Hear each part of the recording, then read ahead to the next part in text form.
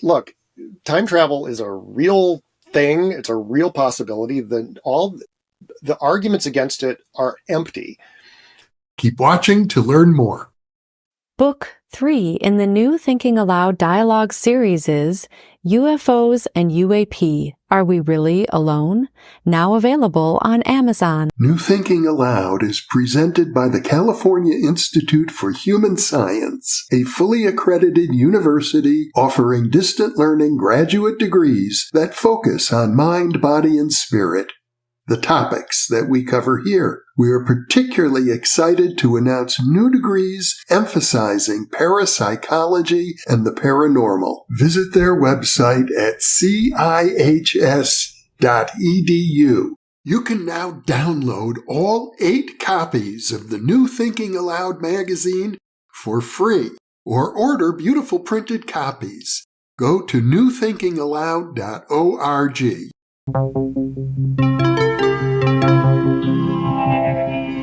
Thinking Aloud. Conversations on the leading edge of knowledge and discovery with psychologist Jeffrey Mishlove.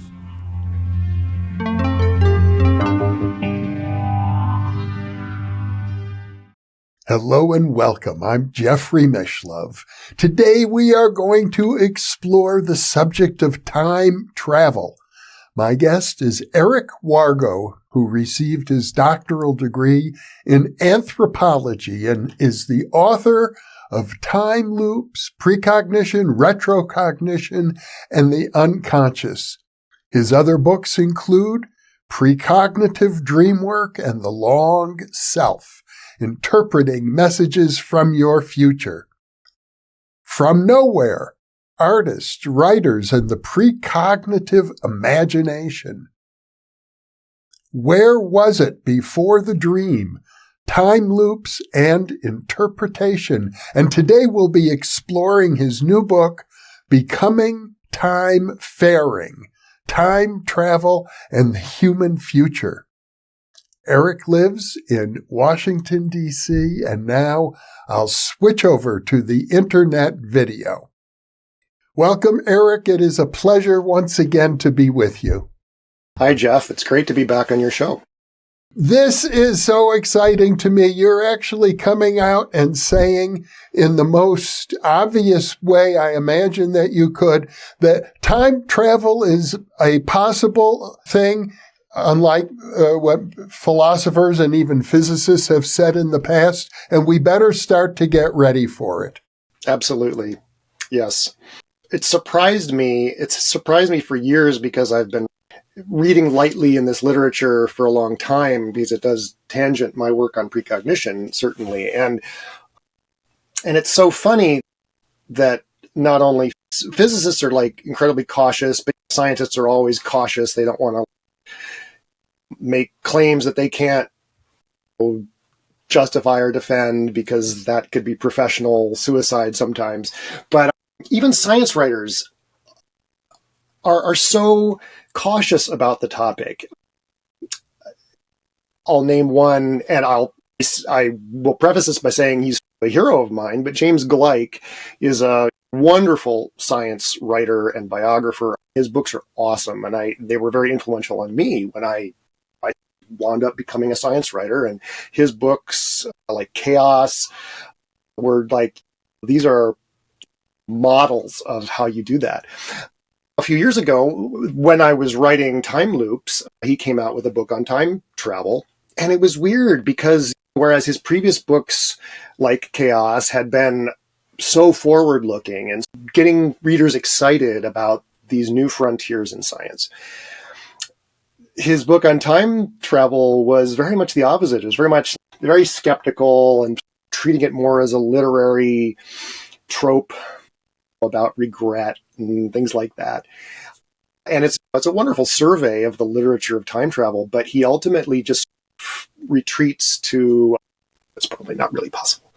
And that's, gosh, for this giant of science writing to say that was just, it was so disappointing, honestly. Well, did Gleick adopt any of the conventional arguments against time travel, the ones that you've refuted?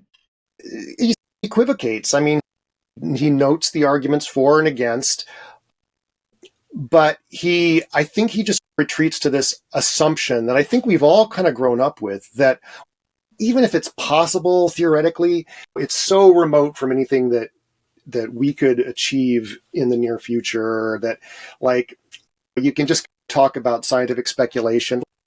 Michio Kaku, in his books, that's his position. He'll excite you about the possibilities, but then, but maybe it's not possible. But even if it is, it would have to be a type 4 civilization that's using the whole energy of their galaxy to create a wormhole.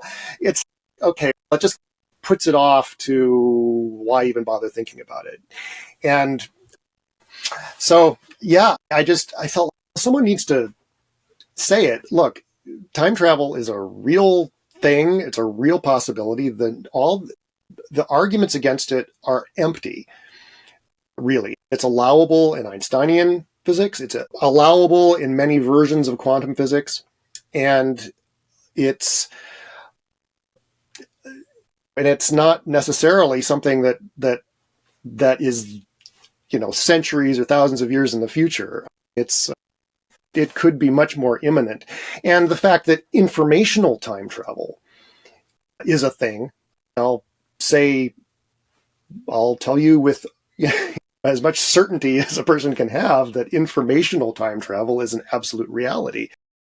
We humans experience it in precognition, and all kinds of quantum computing research is supporting the idea that special circumstances where you have a lot of entangled particles and so on, you can play with cause and effect and the temporal linear order of things and potentially send messages into the past. So if informational time travel is real, that's going to be the stepping stone to physical time travel someday. And that someday could be closer than we think. Well, I know you didn't mention this in your book, but I've done a couple of interviews now with people who claim to have inside knowledge about what the U.S. government has been doing with its so-called secret UFO retrieval program. And according to these reports, the government has retrieved such craft and that they do travel through time, and that there are human pilots being trained to operate them, and that these human pilots get disoriented because of the fact that these craft are moving across time, and it creates mental problems for the pilots experiencing them. So if these reports are true, and I can't say whether they are or not, but I have heard them from people who I take to be mostly credible, then it would seem we're already there. Exactly. Yeah. And it's a lot of these kinds of reports that have been coming out in the last few years were part of what kind of gave me the kick in the ass to get this book done. I wrote a draft of it many years ago, and then it just sat on my hard drive. But it's more and more people are talking about these kinds of possibilities now. And yeah, in addition to the crash retrieval stuff, I've gotten a lot more interested and a lot less skeptical in the last year or so about the secret anti-gravity research that people have talked about, including even the idea of Nazi research in this area. I always wrote it off as, that I don't really believe that. Thomas Townsend Brown, a story which Paul Shatskin just wrote a book about a few years ago. Really fascinating and really compelling that these kinds of secret areas of physics research that inevitably verge on manipulation of time. If you're manipulating gravity, you're manipulating time. These things have been going on, it looks like, for a long time, whether with whatever degree of success. And this is, again, it points to this not being this remote thing for far future descendants. This is something that manipulation of time is already going on in laboratories, whether or not we can send people or even at this point microbes back in time. Nevertheless, this is an active area of research that really relates to the space-time engineering stuff that would be going on with UFOs, and that seems like it's probably going on in the laboratories and the research and development hangars at Lockheed and whoever else. Eric, let's address the so-called grandfather paradox, which I think has been widely disseminated, and which is why many people, including some well-known scientists whom you quote, just think time travel is obviously logically impossible. Yes, exactly.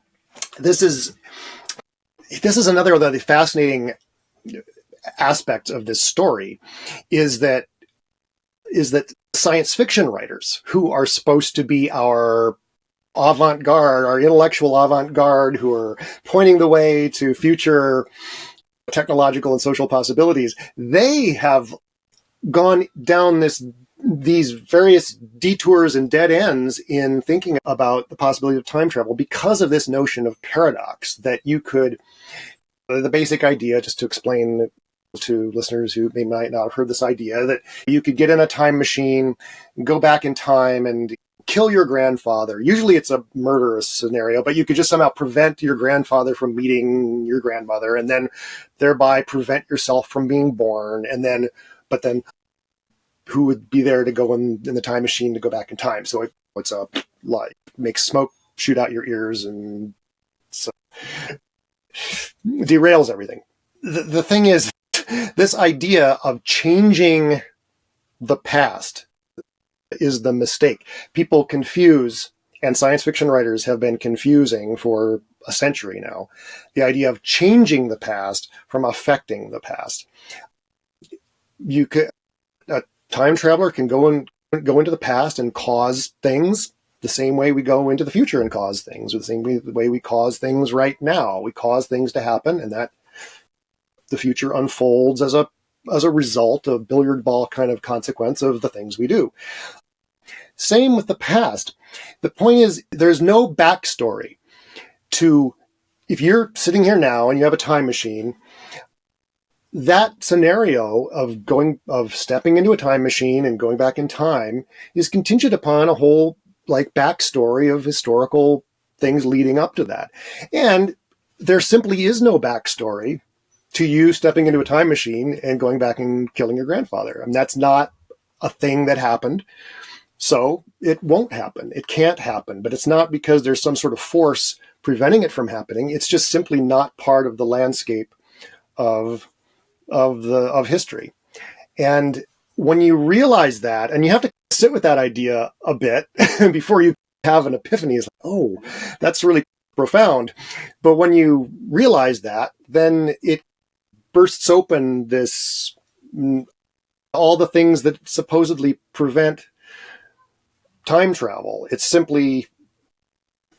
just simply is not. A paradox is something that can't happen, and it doesn't happen because it can't, and it can't because it doesn't. Physicists will come up with these scenarios, and science fiction writers will come up with these scenarios, essentially in which the universe changes its mind somehow, in which history somehow changes its mind, or a person, a wily time traveler, decides to trick the universe by doing something different from what happened. And that just doesn't happen. It doesn't happen. These are unrealistic scenarios that simply would only arise if someone was psychotic, and then they would not succeed anyway. As I understand it, I mean, this has been tested experimentally with things like the delayed choice double slit experiment. Yeah, you can point to a lot of physics experiments that seem to show this in one way or another. And in fact, Seth Lloyd at MIT is actively doing experiments where he's trying to send photons back in time, and I'm not sure it exceeds my pay grade to understand exactly how it works, but this is in a kind of quantum computing scenario. sending a photon back in time to interfere with its younger self and showing that you can't do that. So he has conducted a couple of experiments now. I know he's in the process of doing one, I think, as we speak. But yeah, so this is being studied experimentally. And more generally, when you're talking about time travel, you have to really start talking about retrocausation, that's what we're talking about. We're talking about some form of retrocausation, whether it's an informational time travel that I've written about a lot in my previous books, or physical time travel. You're talking about retrocausation, that is causing something backwards in time. And that, again, that's perfect. It's perfectly allowable. And that is affecting the past. You can affect the past. The present can affect the past and produce effects that lead to the future. But you can't change the past from some other past.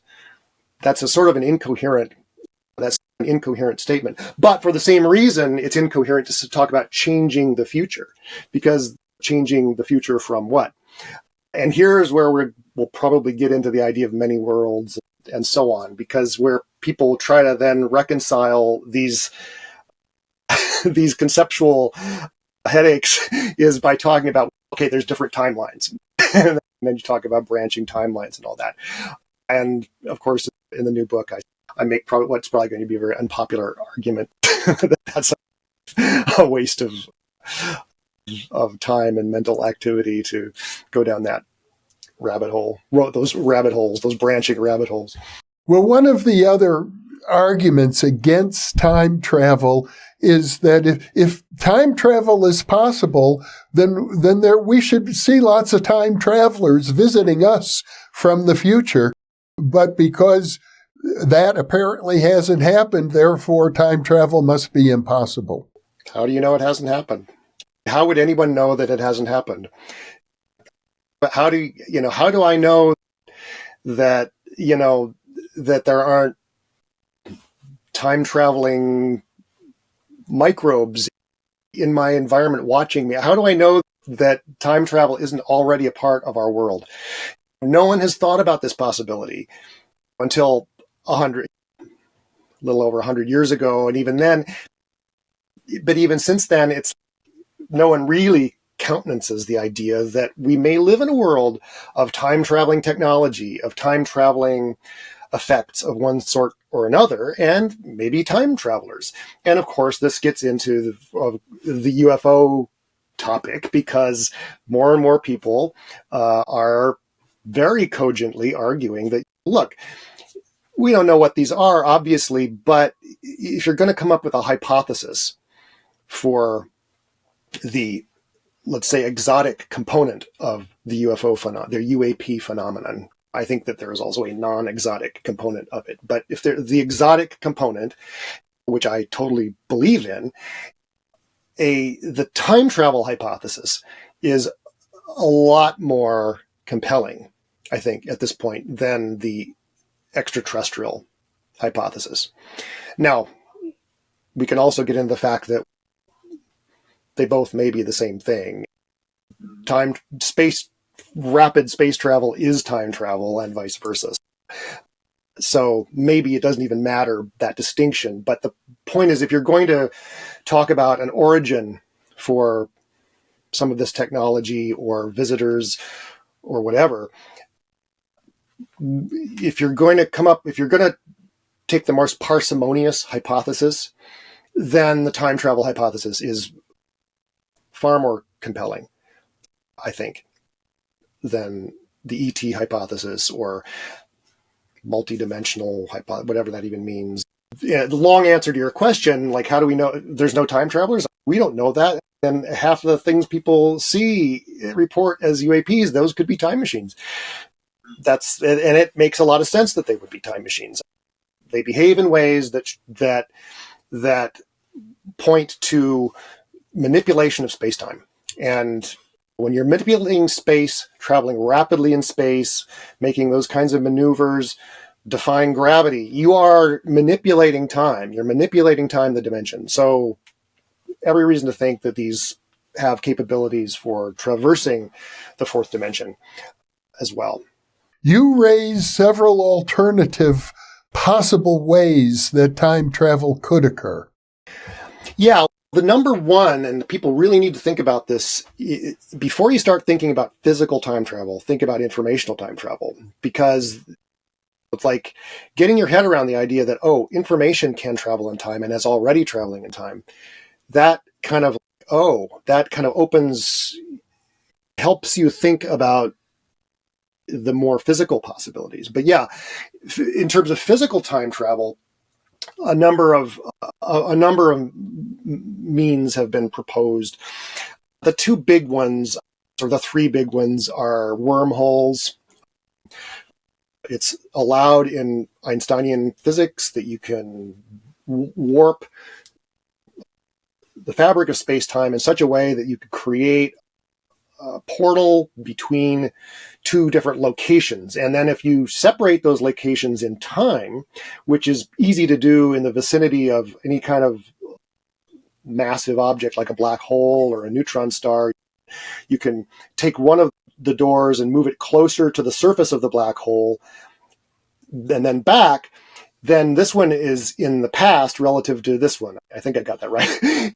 And so you could use this as a time machine. And so that's the most basic way that people have thought about time travel. And there are a lot of variants of it. And there's a lot of thought experiments that have been done by physicists, ways of warping space-time in a way that you create what's called a closed time-like curve, where you travel along a certain path and end up in your past in some way. But then there's also the more, more fun possibility of a time machine. But actually, a time machine is not that different from a warp drive. A warp drive, which, again, these are now being talked about much more seriously than they used to in the past when it was just science fiction. Your listeners may have heard of the Alcubierre warp drive that was theorized in the early 90s by Miguel Alcubierre. And he showed how theoretically you could create a space-time bubble that sort of isolates the object inside, the ship inside, from the surrounding space-time. And it could move very rapidly to a destination much faster than light without affecting the people inside the bubble. And then since then, people have modified this idea to talk about creating a TARDIS-like time machine that would simply be isolated from the surrounding space-time current, and you could travel back. You could go against that space-time current in this bubble of space-time that's still moving forward from your point of view as a pilot. And so it's a lot like an Alcubierre warp drive, but in this case, your destination isn't Alpha Centauri. It's like you're just as I point out in the book, if you want to travel fast to Proxima Centauri at a certain rate, you're going to arrive back on Earth before you left if you travel fast enough in one of these bubbles. So why even go to Alpha Centauri? Because it's more exciting to go 8 years ago, 8 years ago in my own home than a distant star system. So you could create a time machine that's essentially using these same kind of principles, creating a sort of a space-time bubble and then moving against the current of the local environment.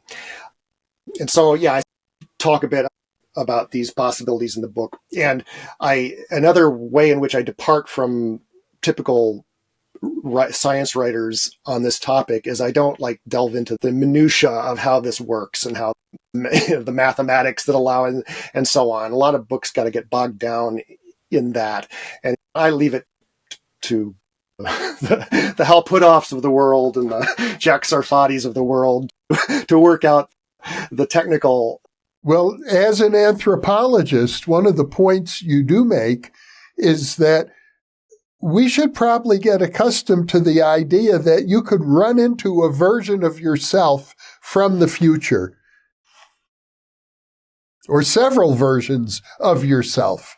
Some time travel writers love to explore this idea of encountering your older and younger self.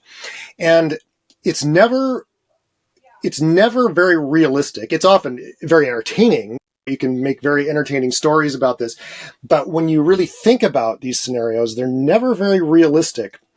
And I found when I was like writing the last chapter of this book, I wanted like, okay, what would unfold if you had a meeting with your younger self, older self, whatever, it's the same thing.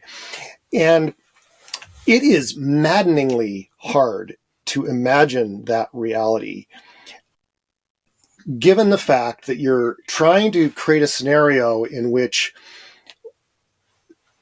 a meeting of two characters, one of whom has a memory of that meeting, and thus, without falling into the trap of the older you role-playing or just acting out what happened in the earlier encounter, if you're trying to imagine an encounter between yourself at two ages that is spontaneous and that is authentic, it's really difficult to work that out. And I present a scenario in the last chapter of a kind of where it's an initiation ritual, essentially, for a secret society of time-farers to encounter your younger self, your older self, same thing again, and what that encounter would mean, what impact would it have on you, on your psyche,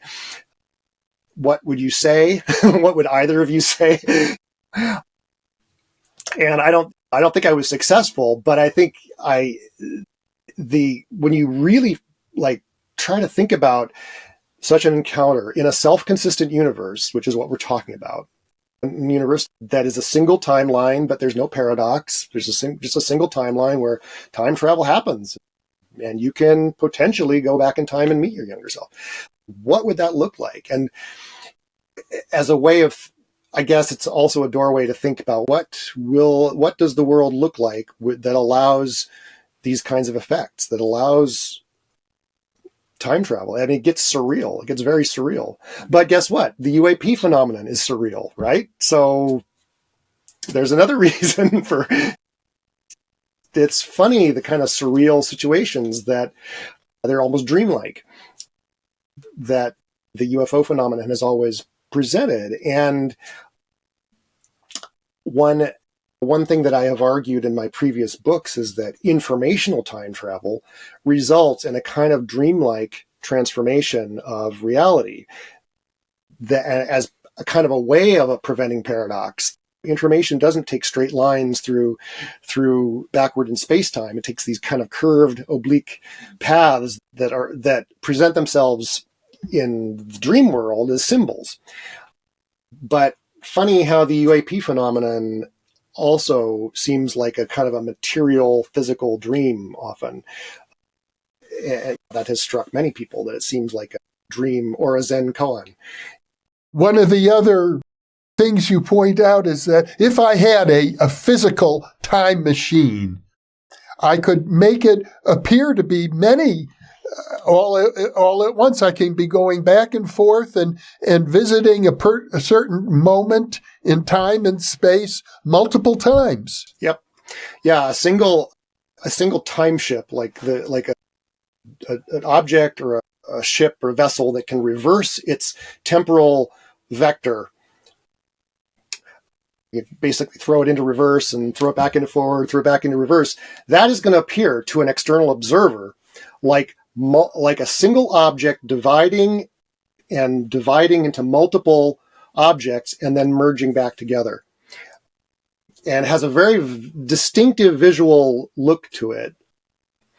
The roots of this book were, I was thinking about this several years ago for a blog post.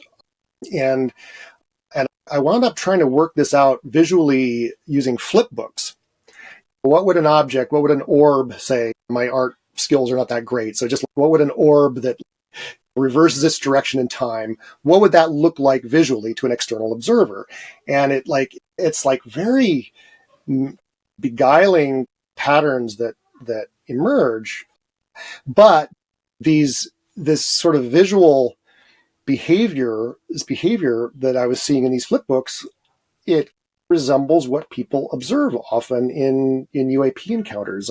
The objects that divide, like that converge and disappear, or two objects appearing from nothing. That's what it would look like. Two objects appearing from nothing is what it would look like if a time ship that had been in reverse suddenly switched course and went back into forward. It would look like two objects appearing from nothing and traveling in different directions. And could time reversal of whatever form be a part of this phenomenon? I mean, most definitely. The visual signatures are there, I think, in many UFO reports, at least. And yeah, you could have, and if you throw into reverse for a little while and then throw back into forward and throw back into reverse and into forward, to an external observer, that's going to look like a swarm of objects, a distinct objects. So, for example, there's been reports of swarms of drones appearing over New Jersey a few months ago that could have been created by a single time-traveling object. Yeah. As long as it's in an odd number. It has to be an odd number. Well, I'm not sure they've ever counted them at once. Yeah. Yeah. But one of the other points which I find really fascinating is if you have a time machine and it can go into reverse, the tricky thing is to keep it from crashing into itself. Yes, you can't. Another thing that you get a lot in science fiction is just some sort of time machine, and you set their dial for 10 minutes into the past or 100 years in the past. If you're not actually moving, what is actually happening there? Filmmakers will just simplify things by just making it disappear or making it shimmer out of existence and then appear in the past. But no, an object is a world line. An object is a world line in space. We have, just as I talked about the long self and the long body, a time machine is also a long thing in space-time. And it can't just reverse time, because what would that even mean? It has to be going through space to shift its direction in time. And it's vice versa is true. You have to be going in time to change direction in space, don't you? Everything unfolds in 4 dimensions. And I think we tend to forget that. But that's what it means to live in a space-time continuum. And so, yeah, for a time ship, that's why I call it a time ship versus a time machine. Because a time machine, like in H.G. Wells, you can't just set your dial for 5 minutes ago. You have to be moving through space to do that, or else you'd conflict with yourself. So it could be a question of warping space-time. It could be a question of building a device that would operate within a isolated capsule, a time capsule of sort, so that it can move through time. Or it could be informational time travel, which is the sort of thing parapsychologists have been reporting for decades. We call it precognition and retrocognition. We're living a time travel reality. In our dreams, we are getting information about events, upheavals, whatever, ahead of ourselves in time, which means, I think, that the brain has these quantum computing properties that are enabling it to get information about its future states. And that system, I'm on board with the idea it probably involves microtubules. That seems like a good candidate mechanism for how this might work, is getting information about its future states, which are then constraining or influencing synaptic connections and learning and memory and so on, and enabling us to get information from our future experiences. I strongly suspect that this is going on the most basic levels of life, that this was probably the first guidance system for microbes or whatever in the primordial soup, is my guess. Well, one of the fascinating arguments that you raise at the end of your book is that the whole universe might be a time loop. Yeah, this idea, there's a long history to this idea, and not even talking about this idea as it appears in mysticism sometimes, but John Wheeler, of course, got very interested in the idea of, he didn't call it retrocausation, and he was in a pre-retrocausal period in physics where people still weren't talking of retrocausation in the sense that I'm meaning the term, and that a lot of physicists would now use the term.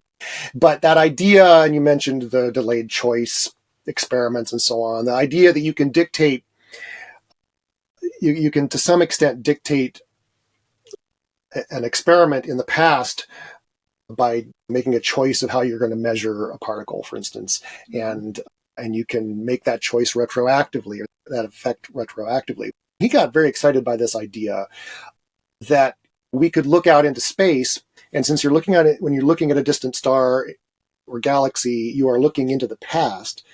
You could measure, you could choose to measure those photons in a certain way. You are then essentially retrocausing those photons that left their destination millions or billions of years in the past. That's a really sublime thought.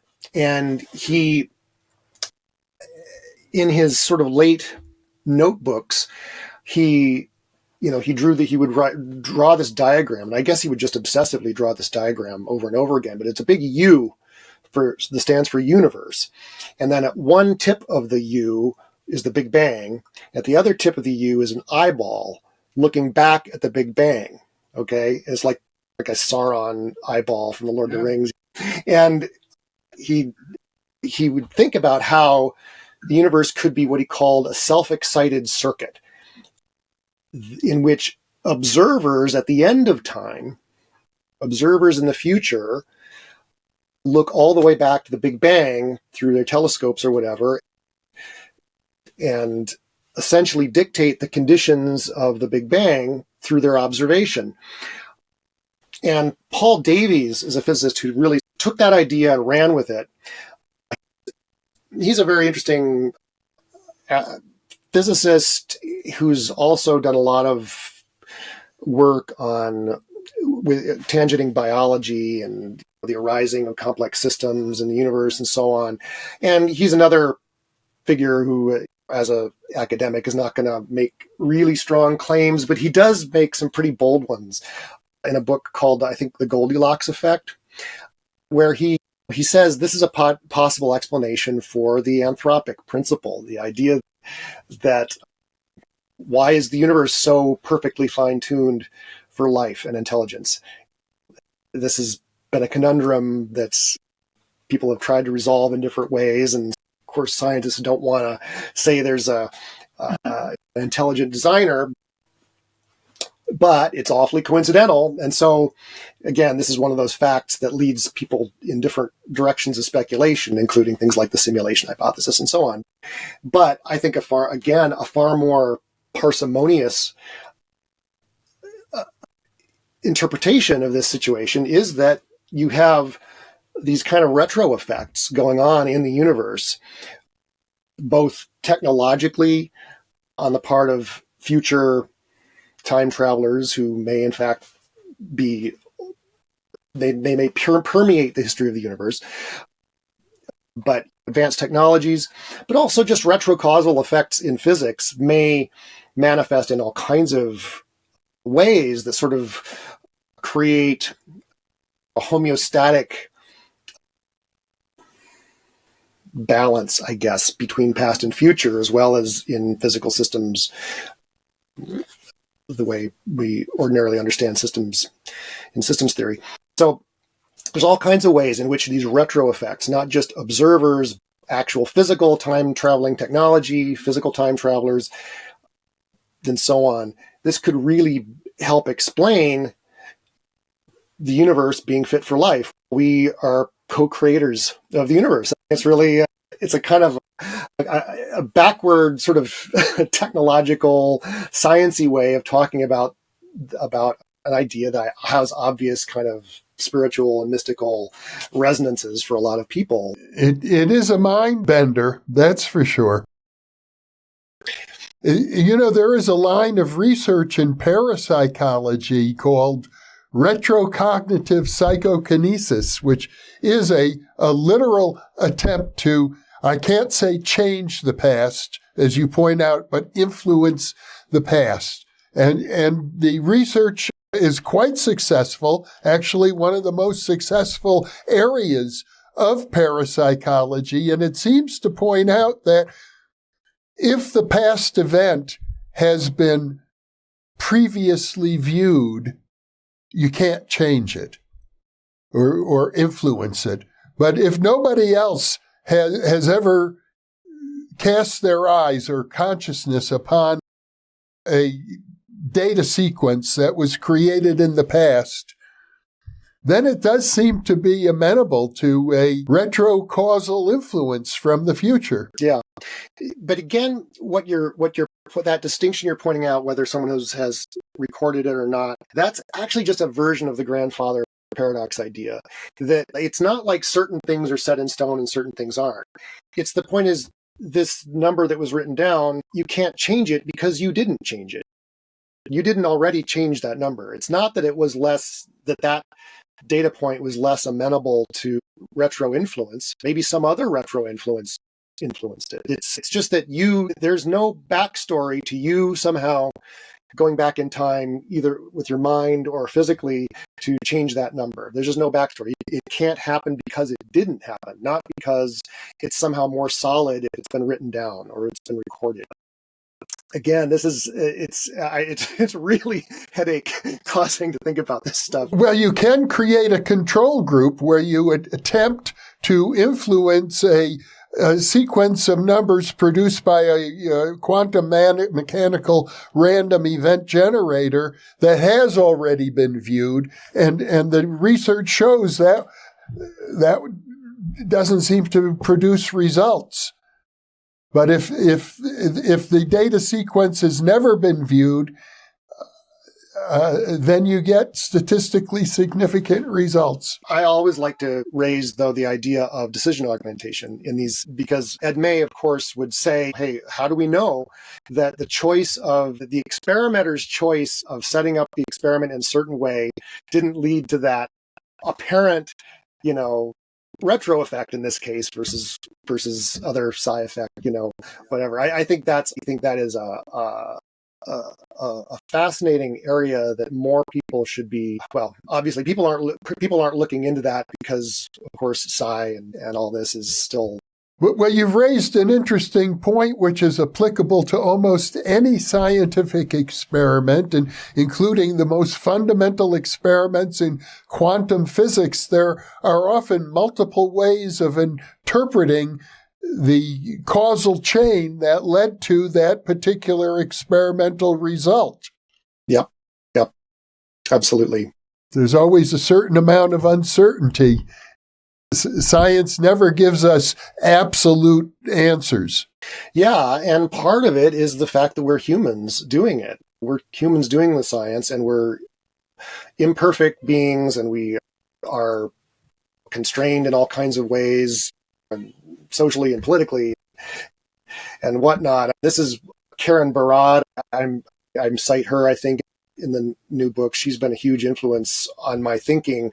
She doesn't really talk about retrocausation so much or talk in those terms, but this idea of the human factor in constructing reality, I think, is hugely important. And if you add to that what we're talking about, the kind of these psi effects or decision augmentation and potentially PK effects and so on going on in science, both fundamental science and physics, across the sciences. I really wonder if this could be a partial explanation for the replication crisis that's being seen in biomedical sciences.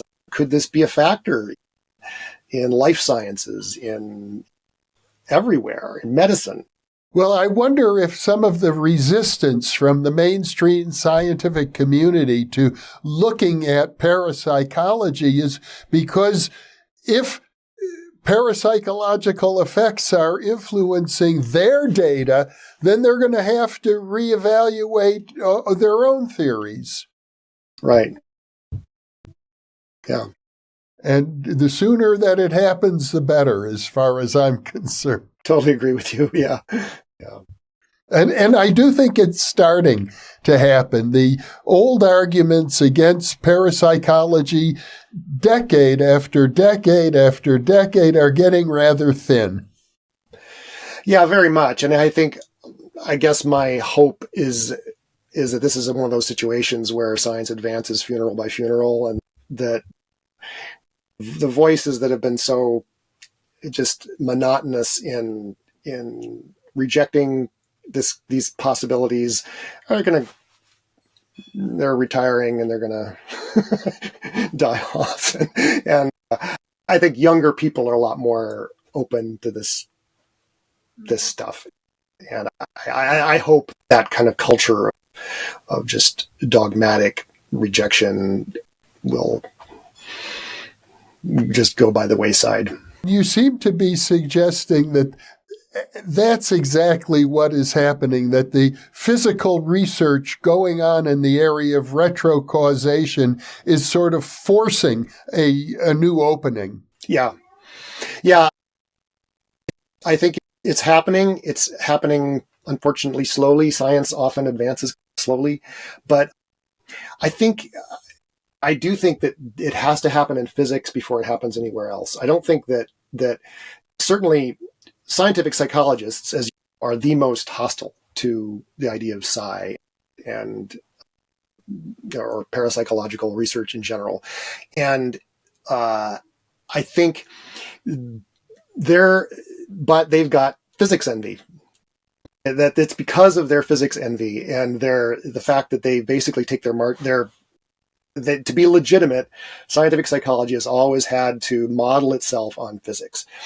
And I think that once retrocausation really starts to change the conversation among physicists, I think then it will give biologists permission to start talking about these things, potentially in nervous systems and so on.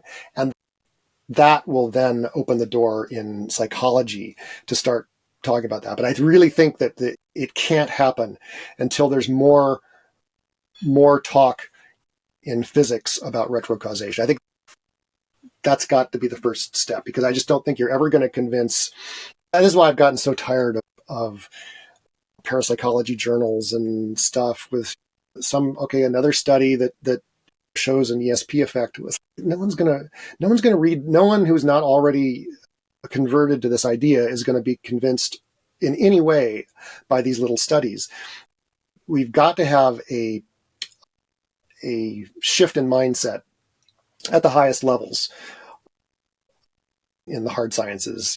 Well, I think it's been about 50 years since Gerald Feinberg at Columbia University postulated that there was a particle called a tachyon that would travel backwards through time and faster than light.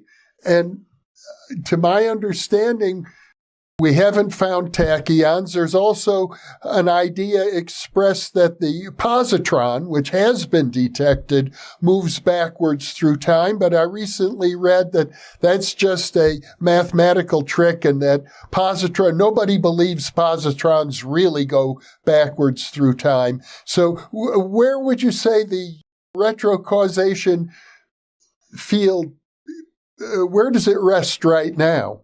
I think where it rests is with there are a few different words or terms for this model, but Yakir Aharonov, his two-state vector formalism, I think is the most promising or one of the most promising kind of ways of looking at this. And it's had various names. Similar ideas were proposed as early as 1921, I believe. And then again in 1950s, a physicist named Watanabe resurrected this idea, and then Aharonov has taken it up more recently, and some of his younger colleagues have talked about it. But the idea is not that there are particles that go backwards in time, but that the information associated with a particle is not just like changing as it moves forward through time. Like when we talk about position and momentum and so on as a function of, basically you talk about billiard balls on a billiard table, and the position and momentum of a billiard ball is a function of the last thing that it bounced off of. At the quantum level of a particle, that may not be the case. And it may simply be that what we've always called, or what physicists have always called randomness, is really the component of that information that is from that particle's future. That is to say, that is dictated or is somehow a function of the next thing it's going to hit. So the reason you can't fully predict the position and momentum of a particle with complete precision is because it depends on the next thing. That component of its information is a function of the next thing it's hit. So I like to think of world lines, like every particle is a world line, right? Traveling through four-dimensional space-time. I like to think of that world line as a wire. All right. Think of it as a wire, as the wire that, for instance, the wire that connects your smartphone to your computer when you're like syncing up your music or your photos. Information is traveling in both directions through that wire.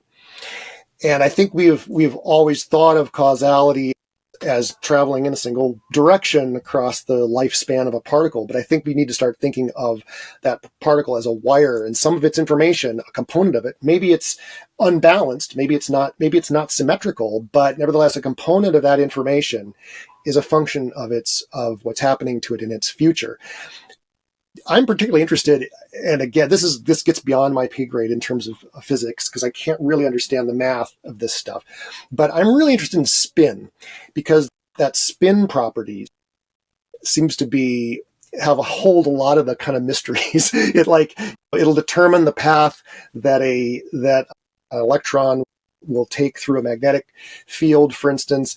And I'm wondering if spin could be one of these properties that maybe is strongly influenced by the next thing that the particle interacts with versus its origin. I don't know. I just speculate. And again, I'm an amateur when it comes to this stuff. But the point is, a particle is a bundle of information. This was another of John Wheeler's great kind of advances in thinking about physics, was the idea that we can think of the universe as simply composed of information. But what that means is not that it's just a bunch of numbers on a screen. That's a material vision of things just as much as anything else. It means that you can assign a value to every possible parameter of an object, whether it be an electron or a car or whatever, and then you can reduce it essentially to all those parameters, and then you can transform them and change them.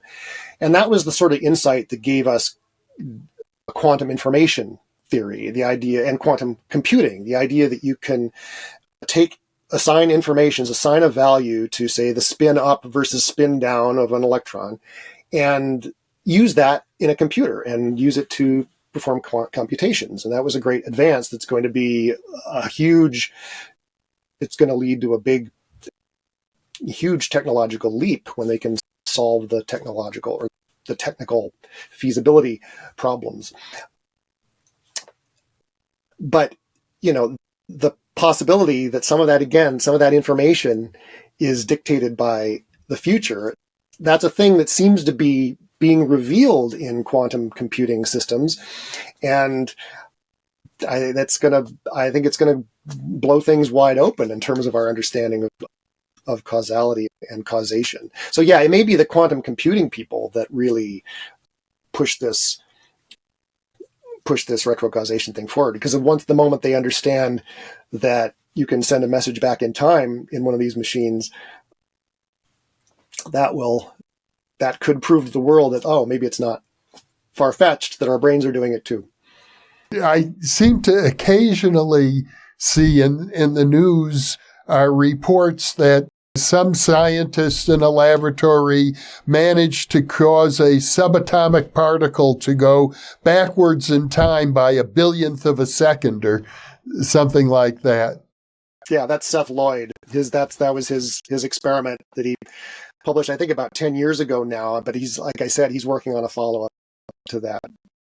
Well, Eric Wargo, this has been a fascinating conversation. You are a pioneer, and perhaps more than that, like Paul Revere alerting the Americans that the British are coming. You're out there warning all of us to get ready for a new era in which time travel becomes a reality. And perhaps it will happen faster than any of us imagine it could.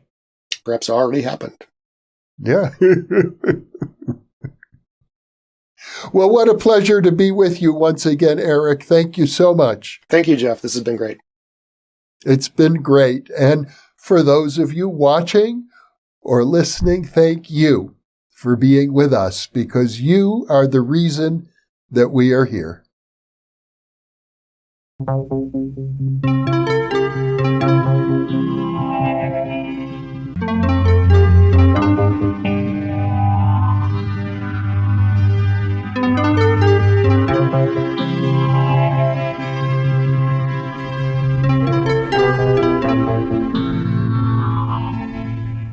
Book 3 in the new Thinking Aloud dialogue series is UFOs and UAP, Are We Really Alone? Now available on Amazon. New Thinking Aloud is presented by the California Institute for Human Science, a fully accredited university offering distant learning graduate degrees that focus on mind, body, and spirit. The topics that we cover here. We are particularly excited to announce new degrees emphasizing parapsychology and the paranormal. Visit their website at cihs.edu.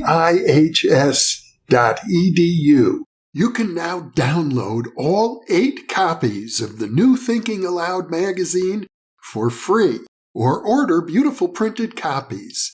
Go to newthinkingaloud.org.